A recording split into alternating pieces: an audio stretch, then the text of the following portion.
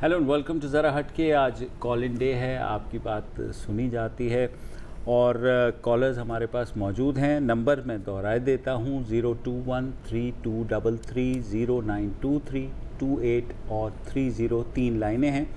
पहले कॉलर हस्बे मामून और हस्बे तवक्का जो है वो कामरान अली हैं नवाबशाह से। तो आज का प्रोग्राम भी हम किसी शेर से ही शुरू करते हैं। जी कामरान भाई।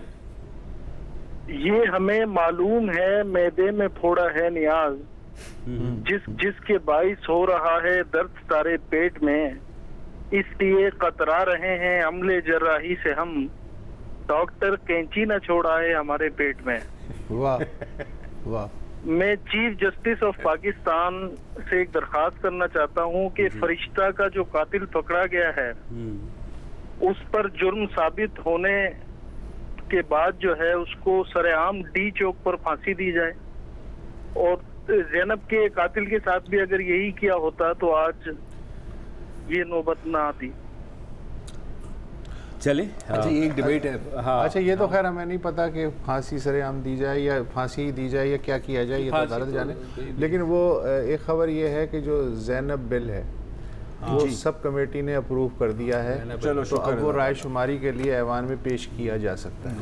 चलो जवाद हुसैन है कराची से। जी अस्सलाम वालेकुम जवाद साहब। जनाब मेरी उम्र हो गई है 62 साल 2 महीने और 26 दिन। घंटे घंटे घंटे भी बताइए। घंटे 12 घंटे हुए होंगे ज्यादा। आपको मालूम है कि जिस दिन से शऊर की आँख खुली पानी का ही प्रॉब्लम देखता आ रहा हूँ।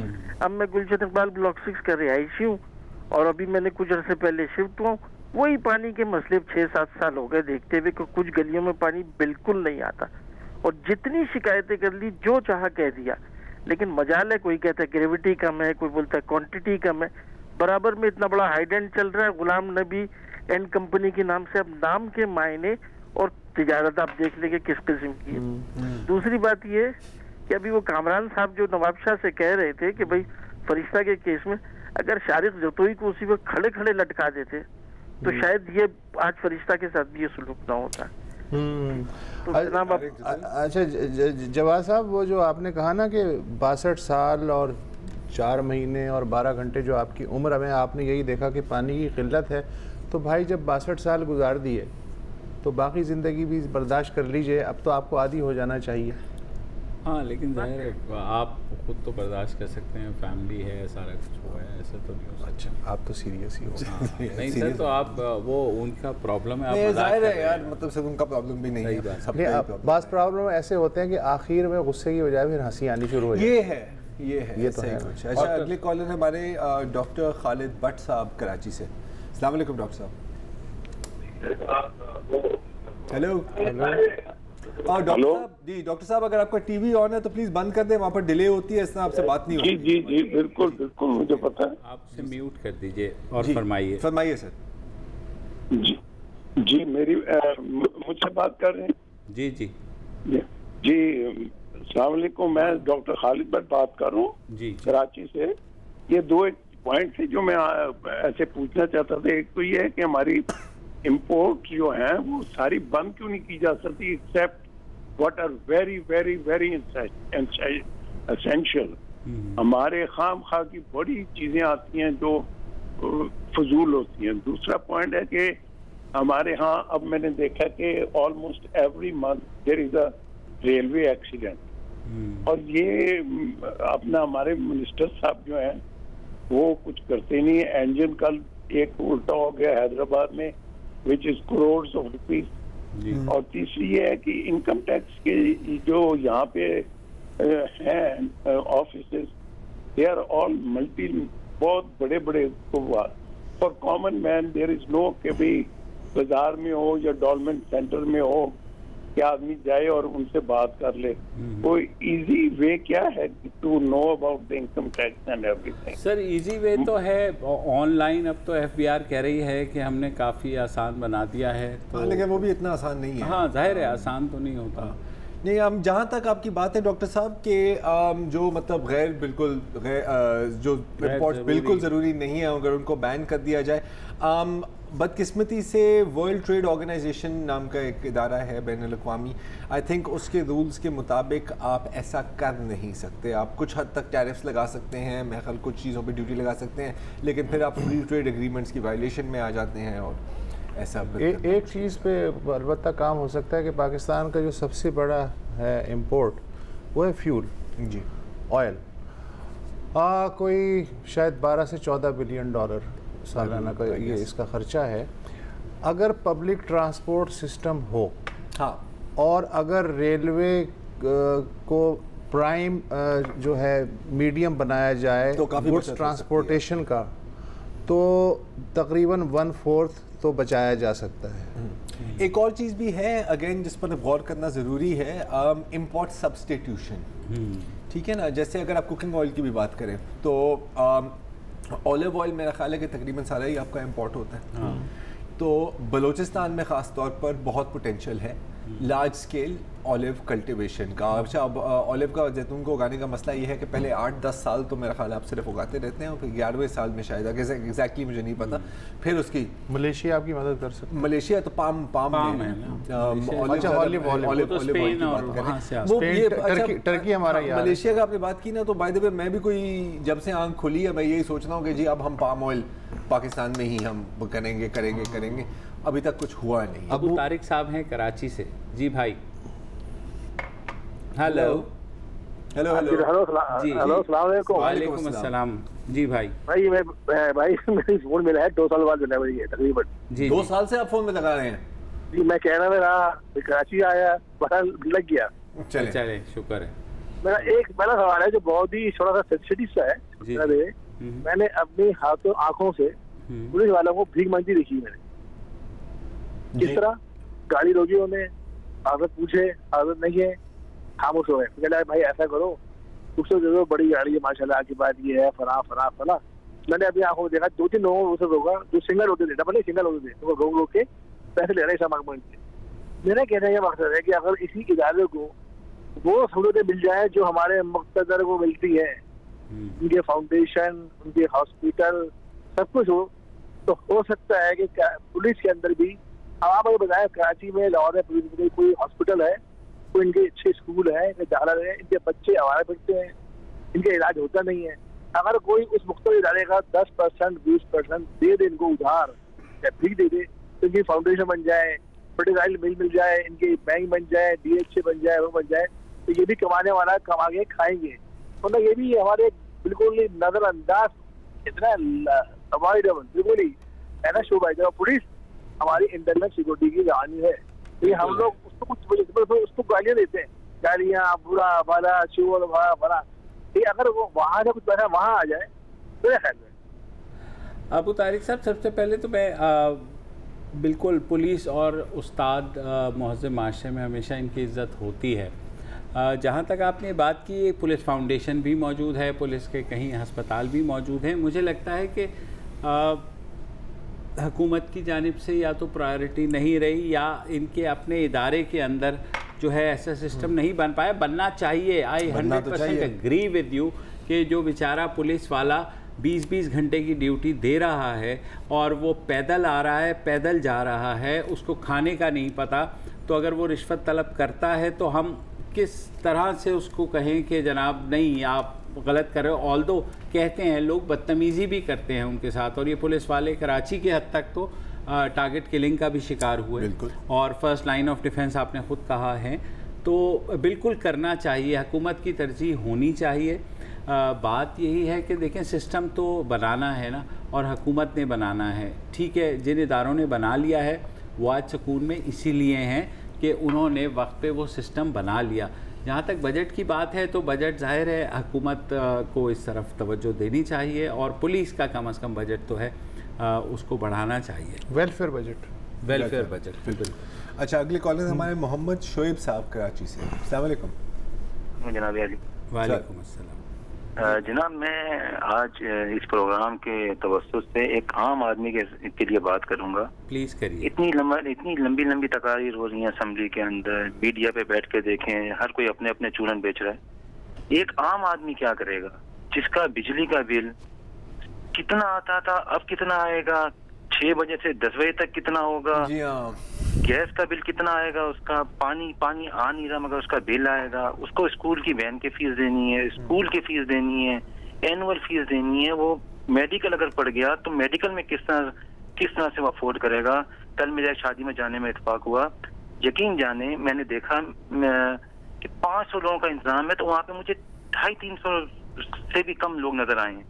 मैंने फिर उस पर मैंने अंदाजा किया, लोग शादियों में जाने से बच रहे हैं कि जाने के लिए उनको कन्वेंस चाहिए। पेट्रोल 113 रुपए का पेट्रोल, कहाँ गए असद उमर साहब? असद उमर साहब कहाँ गए जो कहते थे कि 43 रुपए का पेट्रोल होता है, इतने का होना चाहिए, इतने का होना चाहिए। लोगों ने शादियों में जाना छोड़ दिया कि वहाँ पे अब 51 रुपए नहीं देने, 500 का नोट भी कम लगता है, 1000 रुपए देने जब लिफाफा खुलेगा उस जगह पे, तो वहाँ पे 1000 का नोट होना चाहिए। जनाब ये डॉलर कहाँ जा रहा है, आम आदमी का कोई सुनने को तैयार नहीं है अपनी तकारीर।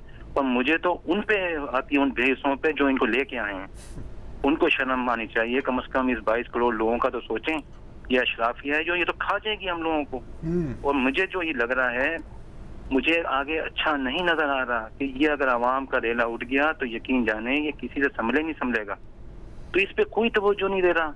मीडिया पे जो बैठे हुए हैं, आप भी उसमें शामिल हैं, आप भी उसमें शामिल हैं। अगर किसी का पानी नहीं आ रहा तो आपको भी उसका, मेरा नहीं ख्याल आपके यहाँ तो टैंकर मिल जाता होगा प्रेस पे कि मैं प्रेस वाला हूँ, आगे मेरे आपके पास टैंकर भी आ जाते होंगे। आम आदमी का कौन सोचेगा? मैं तो सर मेरी यानी ये सोचेंगे क्या होगा आम आदमी का बेचारे का? बुरा होगा सर। बिल्कुल। और ऐसा नहीं है कि हमने इस पे बात नहीं की, हम मेरे ख्याल तकरीबन हर शो में ही ये बात घूम फिर कर यहाँ ही आती है कि बहुत बुरी तरह से निचोड़ा जा रहा है। और अभी जैसे आप कह रहे हैं कि अशरफिया आपको खा जाएगी, खा गए हैं। आप हर एक चीज़ देख लें तो हर चाक पर माफिया बैठा हुआ है, हर शाख पर वो कंट्रोल किया जाता है। और ये जो आप तकारीर की आप बात करें ना सर, ये आसान काम है। हुकूमत में आने से पहले की तकारीर होती हैं, वादे वो भी, और मतलब नहीं ऑपोजिशन की भी आप देख लें तो ये है, वो है, हम ये करने वाले हैं, हम वो करने वाले हैं। सबको पता है कि वो कुछ नहीं कर सकते और ना ही वो करना चाहते हैं, तो फिर तकरीर ही दे देते हैं जी, इसमें क्या हर्ज है? और कुछ तो कहना है ना आखिरकार तकरीर से, लेकिन पेट तो नहीं भरता। नहीं, पेट नहीं भरता, लेकिन थोड़ी सी जिम्मेदारी तो है। सेहत और तालीम तो आइन के मुताबिक उनको जो है ना छोड़ दो यार। फिर आइन के मुताबिक शेर बाबू साहब हैं गिलगित से। जी, शेर बाबू साहब से बात करते हैं जी। हेलो जी भाई। हेलो, बड़ी मुश्किल से आपकी कॉल मिली है सर हुक्म करें। हम अक्सर कोशिश करते रहते हैं गिलगित के कुछ मसाइल भी आप उठाएं जी। कम से कम पाकिस्तान में कोई और इदारा नहीं तो कम से कम मीडिया वाले गिलगित बल्तिस्तान की उठाएं, क्योंकि हम 71 साल से पीस रहे हैं। हमारे पास ना कोई प्रॉपर इंस्टीट्यूशन है, ना कोई एजुकेशन इंस्टीट्यूशन है, ना कोई दूसरे कोई हमारे पास इंस्टीट्यूशन है। एक सो कॉल गवर्नमेंट बैठी हुई है, वो हमारे इश्यूज को एड्रेस नहीं कर पा रही है। एटलीस्ट हम आपसे रिक्वेस्ट करते हैं कि जो KKH का मसला है, जगह जगह से टूटी हुई है। एक ही रोड है KKH, वो भी जगह जगह से टूटी हुई है, कहीं पुरसूना हाल नहीं है। तो आप इससे कम से कम जितने भी गवर्नमेंट के इंस्टीट्यूशन है जो लुक आफ्टर करते हैं गवर्नमेंट वर्क को, कम आपके दस्तूर से उन तक तो मैसेज पहुंचना चाहिए। बिल्कुल पहुंचना चाहिए। और अच्छा कि आपने इस पर तवज्जो दी। प्रॉपर इंस्टीट्यूशन से मुराद आपकी क्या है कि तालीमी इदारे नहीं हैं? तालीमी इदारे तो बिल्कुल है ही नहीं ना। आपका कराकुलम यूनिवर्सिटी है, उसमें सिर्फ 13 डिपार्टमेंट्स है। हमारे पास टेक्निकल एजुकेशन होना चाहिए, हमारे पास माउंटेन स्टडीज के लिए, रिवर्स के ऊपर स्टडीज के लिए हमारे पास कोई ऐसे इंस्टीट्यूशन नहीं है जो हमारे पास नेचुरल रिसोर्स के ऊपर स्टडी करके उनके अफादियत के बारे में लोगों को। शेर बाबू थैंक यू सो मच कि आपने कॉल की। मैं थोड़ा सा आपसे पूछना चाहूँगा, अभी चंद साल पहले तक जिसे भी मास्टर्स करना होता था गिलगित या बल्तिस्तान के बच्चे को, उसे कराची आना पड़ता था। अब वहाँ 2 यूनिवर्सिटियाँ तो मेरे इल्म में है, एक स्कर्दू में और एक गिलगित में। इसके अलावा जो है आप बताइए कि और क्या है मामलात वहाँ? सर आपको 2 यूनिवर्सिटियाँ तो हैं, लेकिन आप उनका स्टैंडर्ड देखें, क्वालिटी देखें, वहाँ पर कुछ भी नहीं। और मैंने सुना है कि हुन्जा जो है पाकिस्तान का सबसे मिसाली इलाका है जहाँ 95% खानदगी का तनासुब है, वो भी शायद आप ही के इलाके में है। सर वही हुन्जा, हम हुन्जा डिस्ट्रिक्ट की ही हैं, लेकिन फिर भी आप देखें कि जो क्वालिटी एजुकेशन है ना, हमारे पास तो क्वांटिटी तो है, क्वालिटी एजुकेशन है। मतलब हुंजा में 100% लिटरेसी रेट है, आप देखें वहाँ पे लोग पीस रहे हैं, जॉब्स नहीं है और बहुत सारे हाँ, तो ये फिर अलग इशू हो गया ना ये तो मतलब कि हर किस्म का इशू है वैसे। लेकिन ये बात ज़रूर है कि गिलगित बल्तिस्तान में गुज़िश्ता चंद माह से एक वो आईनी अपने हकूक़, वो तो खैर बहुत दिनों से है, आईनी हकूक़ ज़ाहिर है उन्हें नहीं मिलते, कि जब वहाँ का जो कोह पैमा है वो माउंट एवरेस्ट पे जाता है तो वो पाकिस्तानी हो जाता है, लेकिन जब उसे शनाख्ती कार्ड का मसला दरपेश होता है या जॉब्स के कोटे का मसला दरपेश होता है तो वो डिस्प्यूटेड टेरिटरी। लेकिन ये तो फिर मेरा ख्याल है कि एक लार्जर इशू के साथ लार्जर इशू है ना, अब उसके बारे में शायद हमारी हुकूमत कुछ नहीं कर सकती। बहरहाल एक ब्रेक ले लेते हैं और कॉल्स का सिलसिला जाएगा।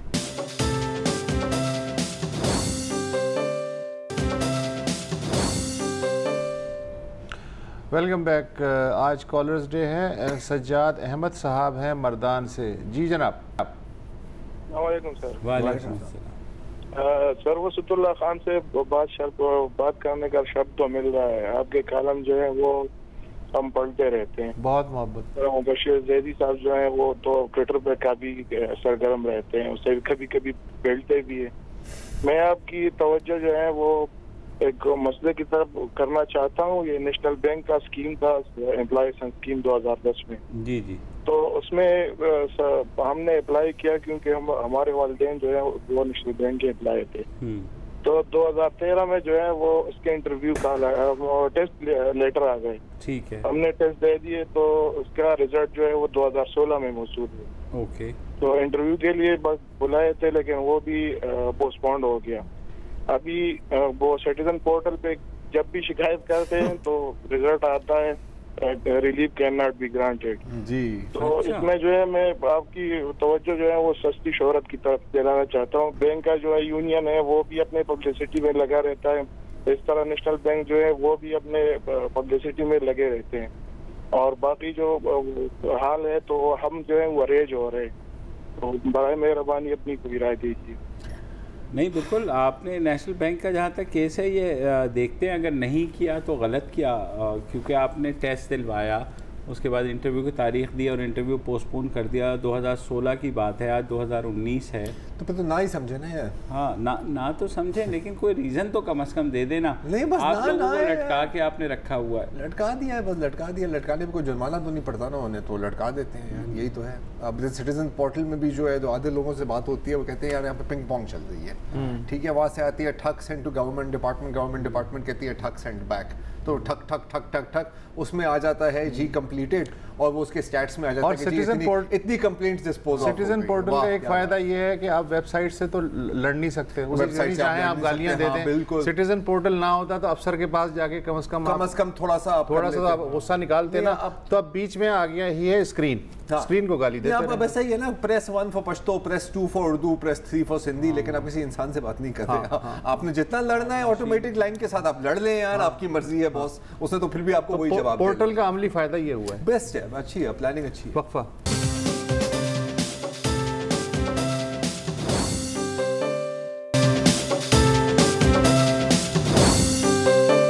Welcome back. हमारे अगले कॉलर हैं डॉक्टर शफात बुखारी साहब लाहौर से। अस्सलाम वालेकुम डॉक्टर साहब। वालेकुम।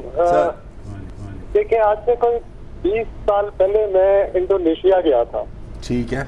वहाँ मुझे पहली दफा इन्फ्लेशन देखी कि रुपया डॉलर जो है उसके कोई 12,500 रुपए थे। तो कल परसों मैंने चेक किया तो 14,100 रुपए में अभी भी डॉलर है। तो इसका मतलब ये है कि इंडोनेशिया चल रहा है। बहुत से लोग बिल छोड़ रहे हैं और like they are kind of surrendering. मेरा ख्याल है हमें इस तरह के मुल्क, एक और मुल्क में गया था बर्मा, उस वक्त बर्मा कहते थे, अब कुछ और म्यांमार कहते हैं जी हाँ। वहाँ पे भी डॉलर और रुपी का ऐसा ही ताल्लुक था। तो एयरपोर्ट पे मुझे जो लोग लेने आए थे उन्होंने सिर्फ $50 इन कैश करवाने दिए और कहने लगे कि बाकी आप बाहर से करवाएं। और वहाँ पे 6 चार्ट कहते हैं उसको वो मिलते थे और बाहर कोई 400 चार्ट मिल रहे थे $1 के। So we have to plug, I think, all these channels, और मे बी कि अगर कुछ देर के लिए ये एक्सचेंज कंपनीज बंद करना पड़े, जैसे 60s में होता था कि डॉलर सिर्फ बैंक से मिल सकते थे और प्रोबेबली स्टेट बैंक से, अगर आप फॉरेन टूर पे भी जा रहे हैं तो we need to think about those measures as well. I am not an economist, लेकिन आप जैसा चाहें इसको एनालाइज कर लें अगर करना चाहें। तो सर स्टूडेंट्स क्या करें जो बाहर जा रहे हैं? नहीं, पता है मसला क्या है? मसला ये नहीं है, जैसे अभी डॉक्टर साहब ने बिल्कुल ऑनेस्टली कहा है कि he is not an economist. अच्छा, हम भी कोई इकोनॉमिस्ट नहीं है, लेकिन इतना मैं जानता हूँ कि आप सिर्फ एक्सचेंज रेट पर फोकस नहीं कर सकते ना। हमारे मसला बन गया ना, हमारे एक्सचेंज रेट एक पॉलिटिकल इशू है। जितने लोगों ने भी कॉल की है वो बात कर रहे हैं कि पानी नहीं है, बिजली नहीं है, लेकिन शुरू कर रहे हैं कि जी डॉलर इतना महंगा हो गया। अब इसकी कोई डायरेक्ट एज सच कॉरेलेशन तो नहीं है। अच्छा देखें, ये जो है ना इन्फ्लेशन, ये बहुत ज़्यादा टेंशन ली भी जा सकती है और नहीं भी ली जा सकती। मैं आपको दो मिसालें देता हूँ। मसलन मैं इस्तांबुल गया 98 में, राइट। तो मैंने 1 मिलियन लेरा का जूता पॉलिश करवाया। अच्छा, तो मैंने उससे कहा होटल वाले से कि भाई ये क्या है? उन्होंने कहा आप ऐसा करें, ये जो जितने ज़ीरो लगे हुए ना नोट पे, ये आप कहें नहीं है तो एक का मतलब है 1 रुपया। तो अब आपको थोड़ा सा सुकून मिलेगा कि जी 1 रुपये का आपने जूता पॉलिश करा लिया। अफगानी आपके सामने है कि तुल के मिलता था पेशावर के स्वीकार्नो बाजार में, है ना। आज अफगानी जो है वो मेरा ख्याल है सिंगल डिजिट में $1 के बराबर है। लेरा का भी यही है कि सिंगल डिजिट में $1 उसका मिलता है। ठीक है, वजह क्या है? वेनेजुएला है, वो कोई 4000% जो है डिवैल्यू हो चुका है।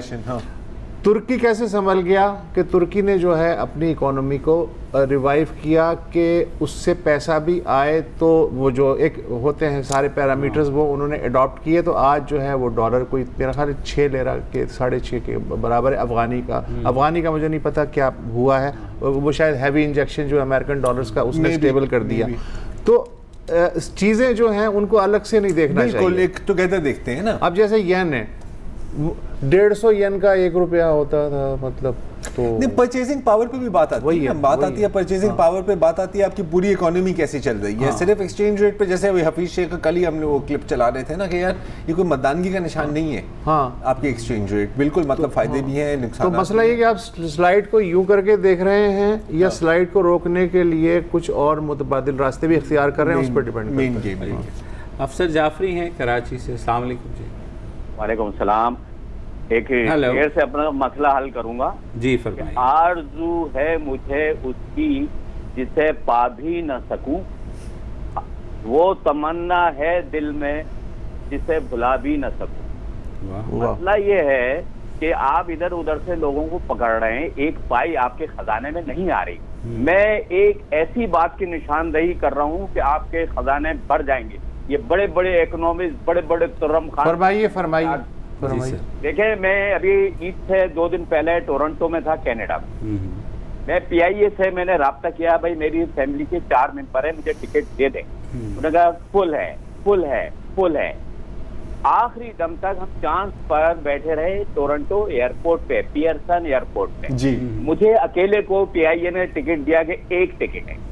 एक बेटी हमारी दूसरी फ्लाइट से आई, किसी और एयरलाइन से, नाम नहीं लेना चाह रहा, ठीक है, किसी और से आई। पाकिस्तान को 3 टिकट का लॉस हो गया। एक टिकट का जो फेयर था 2100 से 2500 कैनेडियन डॉलर था। ठीक है, जब मैं जहाज में बैठा, खाली यकीन करें मैं सीटों पे सोता हुआ आया, खाली सीटें नहीं, ये सही, अपना सर पीटा, ये है बिल्कुल है, ऐसा ही है। तो आप देखें, एक पैसेंजर से आप $2500 ले रहे हैं और सारा जहाज में लोग सोते हुए आ रहे हैं। अरे भाई, पहले इसको पकड़ो, उसकी आरजू कर रहे हो जो मिल रही नहीं है आपको, एक पाई नहीं मिल रही। सही बात है। सिंगल पेनी रिकवरी नहीं होगी। उसको पकड़ो जो इस वक्त मौजूदा नगद का 1 और 1000 के 100 उतार के 1000 से बेहतर है। बिल्कुल सही, दुरुस्त फरमाया इन्होंने। और मेरे साथ ये 3 दफा ये एक्सपीरियंस हुआ है, बिल्कुल, जो इनके साथ के एंड तक लटकाते रहते हैं, सर फुल है। अच्छा, ट्रैवल एजेंट से पूछो, उन्होंने कहा कि जी पहले से सीटें ब्लॉक होती हैं, आखिरी दिन पे वो खुल जाती है। अच्छा, क्यों, कैसे, कौन ब्लॉक करता है, कोई समझ नहीं आ रही है इस बात की। और बिल्कुल सही है, फ्लाइट खाली है, पीछे के 6 रोज खाली है यार। मैं मतलब 4 सीटों पर मैं लंबा हो गया। मैंने कहा मेरी तो अयाशी है, मुझे क्या है। लेकिन पॉइंट है कि एंड तक आपको टेंशन में रखते हैं। अब या तो इक्का दुक्का सीट खाली हो, या 20 की 30 सीटें कैसे। उनका पॉइंट अच्छा है कि जाहिर है कि पाकिस्तानी खजाने को $5000 का सीधा नुकसान हो गया इस हरकत की वजह से। इनफैक्ट और का भी हो गया है। लेकिन ये कि जब फिदवी तरक्की नहीं करना चाह रहा तो आप उसे बार बार तरक्की करने पे क्यों मजबूर क्यों कर रहे हैं? तो फिर फिदवी का कुछ करें भी तो सही ना सर। फिदवी का क्या करें यार, अब तुम बता दो फिदवी का क्या फिदा करते हैं उसको बस, और यही हो सकता है। एहसन रियाज साहब हैं फैसलाबाद से। अस्सलाम वालेकुम। जी भाई। जी मुझे एक इशू डिस्कस करना था आपके साथ। बेसिकली मैं फैसलाबाद से हूँ। जी जी। तो लास्ट टाइम भी आपसे एक इशू डिस्कस किया था, तो अल्हम्दुलिल्लाह विद इन ए मंथ उसका हल निकल आया था रिलेटेड टू सरगोदा यूनिवर्सिटी। जी जी हाँ। तो अभी इशू ये है जो कि मुकामी मीडिया ने तो उसको कवर करने से इनकार कर दिया, जिसमें कुछ मतलब सिटी 41 और इस तरह के डिफरेंट चैनल हैं। ठीक है। फैसलाबाद में एक सनतकार हैं काफी मशहूर, सितारा ग्रुप ऑफ इंडस्ट्रीज के नाम से, जिनके फैसलाबाद के आउटस्कर्ट्स में कोई 400 से लेके 800 अरब की प्रॉपर्टी है फैसलाबाद के आउटस्कर्ट्स में। जी। और उनका पार्ट टाइम बिजनेस ये है कि वो वहाँ पे कॉलोनीज काट के बेचते हैं, मतलब कॉलोनीज बेचते हैं। तो अब उनकी कॉलोनी है काफी बड़ी, वहाँ पे उन्होंने प्लॉट सेल किए, लोगों ने सारी जिंदगी की जमा पूंजी से प्लॉट खरीद लिए। अब कोई 4-5 साल हो गए हैं, आधी कॉलोनी में इलेक्ट्रिसिटी नहीं है, वहाँ पे गैस नहीं है, सीवरेज नहीं है। अच्छा। उनके पास जब जाते हैं तो वो अकोमोडेट नहीं करते, बात ही नहीं सुनते, मुलाकात ही नहीं हो पाती। जब वहाँ के जो मुकामी चैनल्स हैं कि जिनका मतलब उन तक एक्सेस है, तो वो स्टेट अवे कहते हैं कि हम इस खबर को कवर नहीं कर सकते, बिल्कुल हमारी कुछ मजबूरी है, रोजी रोटी। तो उम्मीद है कि आप कुछ ना कुछ तो आपने कवर कर लिया। नाम तो ले दें, नाम ले दिया ना? नहीं, सितारा ग्रुप ऑफ इंडस्ट्रीज, लेकिन उनका अपना नाम भी तो ले दें। ये कह रही है कि वो जो हाउसिंग स्कीम है उसका अगर नाम बता दे, ताकि हम अगर सितारा वैली, सितारा वैली, ठीक है, बहुत शुक्रिया। सितारा वैली, कहानी घर घर की, कहानी हर घर की। हाँ, कुछ ऐसा ही नाम देखें, सितारा। मुझे DHA वैली भी याद आ गई इसी बहाने। वो भी सितारा वैली, हर ब्लैक होल एक वक्त पे सितारा ही था सर। DHA वैली वाले भी बैठे हुए, वो भी सितारा वैली ही है। कौन नहीं बैठा हुआ, कौन नहीं बैठा हुआ। इस तरह की आपको हर शहर में इस तरह की आपको कोई 50 कहानियां मिल जाएंगी। DHA वैली के मुतासरीन के अगर मैं नाम लेने शुरू करूँ ना तो आप रो पड़ेंगे। हाँ। इससे पहले के रो पड़े मैं ब्रेक ही ले लें।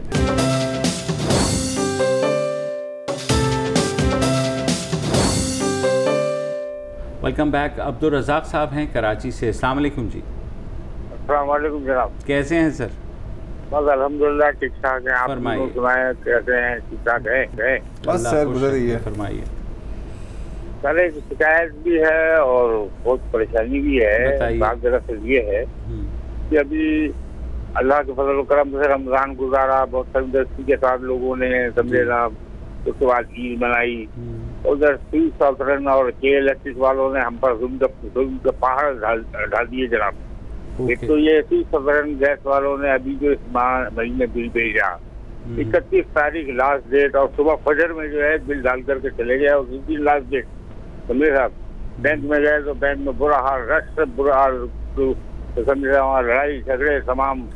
कल बिल जमा कराया, 31 तारीख को बिल जमा कराया। के इलेक्ट्रिक वालों ने 24 तारीख लास्ट डेट दी है बिल की जी। और जनाब अभी तक जो है यहाँ बिल हमारे घर तक भी नहीं पहुँचे हैं लोगों के, पूरे अहले मोहल्ला परेशान। 24 तारीख लास्ट डेट है मंडे को। अब वहाँ क्या दंगा मस्ती होगी कोई पता नहीं। और तीसरी बात ये इलेक्ट्रिक वालों ने, देखिए एक बात और सुनिए, के इलेक्ट्रिक वालों ने ₹2.15 पर यूनिट पे इजाफे का जो ऐलान किया था वो 1 जुलाई से किया था जी। और इसी जून के महीने में वो ₹2.15 लगा करके और 10,000 और 20,000 रुपए के बिल दिए हुए। हम लोग तो खूब के आंसू रो रहे हैं कि कहाँ से लाए पैसे, ईद गुजारे हुए हैं, रमजान गुजारे हुए हैं, और ये लास्ट डेट 24 तारीख है। इसको कम से कम प्लीज आगे तो बढ़वा दें, कम से कम 2 दिन 4 दिन आगे बढ़वा दें। तो मंडे को कैसे बिल जमा होगा? हम तो बड़े परेशान बैठे हैं अहले मोहल्ला तमाम। चलें सर, बिल्कुल आप हमारे तवज्जुह से बात पहुंच गई होगी। अगर आपके कुछ साहबजादे हैं कोई कंप्यूटर पे, तो मेरे ख्याल में वो ऑनलाइन पे कर सकते हैं अगर आपको हो। अगर आपको, क्योंकि बहैसियत बुजुर्गवार ज़ाहिर है मैं समझता हूँ कि आपको जाने में मुश्किलात होती हैं, ऑनलाइन भी पे हो सकता है। आपकी कोई अगर मदद कर सके तो ऑनलाइन पे करते हैं, वो देख लीजिएगा। कायमुद्दीन बुज़दार साहब हैं डेरा गाजी खान से। अस्सलाम वालेकुम जी। हेलो अस्सलाम वालेकुम। वालेकुम अस्सलाम जी भाई।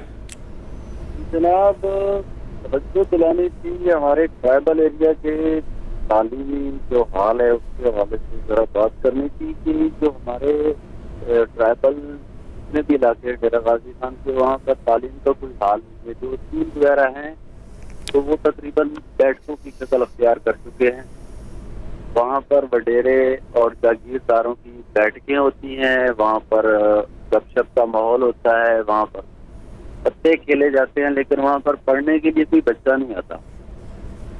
तमुन बुज़दार, तमुन खोसा, तमुन कैसरानी का हाल तो कदरे बेहतर है, लेकिन उसके अलावा जितने भी तमुन है, तमुन बेगारी तक और तमुन मज़ारी तक, यहाँ पर तालीम का कोई हाल नहीं है, कोई पुरखाने हाल नहीं है। और आलम यह है कि कोई पूछने वाला नहीं है। अगर जो वडेरे जागीरदार वहाँ पर हैं, बड़े जितने भी हैं, उनके फिर बड़ों के साथ राब्ते हैं, वो बआसानी वहाँ पर बैठते हैं, अपना माहौल बनाते हैं। कायमुद्दीन बुज़दार साहब, अब तो उस्मान बुज़दार चीफ मिनिस्टर हैं।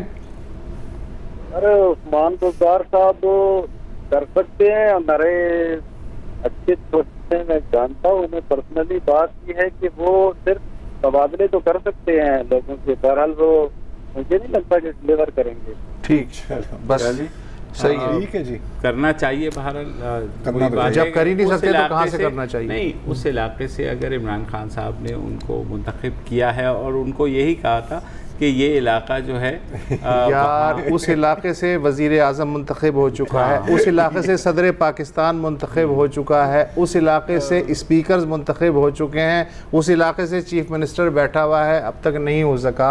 ये लोग नहीं कर सके तो और क्या होगा? भारत तो वसीम अकरम प्लस प्लस माइनस हो जाता। तौफीक बस्सान साहब है कराची से। जी भाई।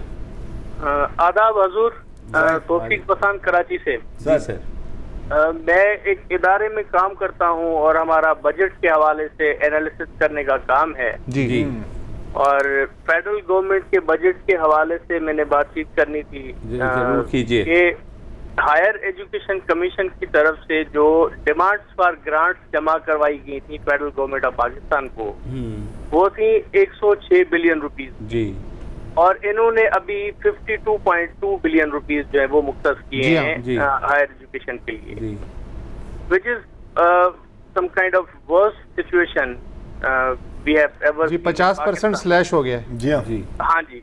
तो इससे होगा क्या कि जो पाकिस्तानी स्टूडेंट्स पाकिस्तान से बाहर यूनिवर्सिटीज में पढ़ रहे हैं एचईसी की स्कॉलरशिप पे, या जो विद इन कंट्री एचईसी की स्पॉन्सर्ड स्कॉलरशिप पे पढ़ रहे हैं, अब उनके स्टाइपेंड भी पूरे नहीं हो सकेंगे। बिल्कुल। और ये मतलब अजीब किस्म का एक एनवायरनमेंट बना हुआ है यहाँ पर कि किस तरह से निजाम चलेगा, इसको आप कैसे देख रहे हैं? हाँ नहीं, आप सही कह रहे हैं, वैसे ही देख रहे हैं जैसे आप देख रहे हैं। प्रैक्टिकली ऐसा ही है। साउथ कोरिया और चाइना में जो स्कॉलरशिप पे गए एचईसी की, वो रो रहे हैं, फंस गए। वहाँ के जो साथ के स्टूडेंट्स हैं उनसे उधार लेके गुजारा कर रहे हैं, इसलिए कि हुकूमत पंजाब के पास स्कॉलरशिप्स में है, बाज एचईसी की स्कॉलरशिप पे हैं। यहाँ से हर दफ़ा ये कहते हैं बस आ रहा है आ रहा है आ रहा है, शाबाश, वो वहाँ फंसे हुए हैं। बलूचिस्तान आला तालीम जिंदाबाद से ये बात आई थी कि अचानक से स्लैश किए हैं, तो उसको तो जो फंसे हैं वो फंसे हुए। शाबाश।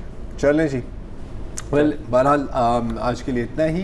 अब कल भी हमारा एक रिकॉर्डेड शो है और लाइव हम वापस आएंगे अब अगले हफ्ते। खुदा।